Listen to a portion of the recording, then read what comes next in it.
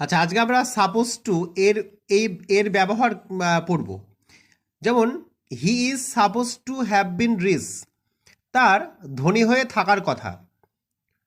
He is suppose to be rich, তার ধনী হওয়ার কথা বা বড়লোক হওয়ার কথা। He was suppose to be rich, তার ধনী হওয়ার কথা ছিল, যেহেতু ওয়াজ আছে। He was suppose to be rich, তার ধনী হওয়ার কথা ছিল।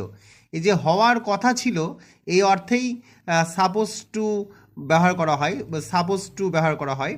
হি is suppose to have been rich, তার ধনী হয়ে থাকার কথা, মানে এতক্ষণ ধনী হয়ে যাওয়ার কথা, এরকম আমরা বলি সেরকম।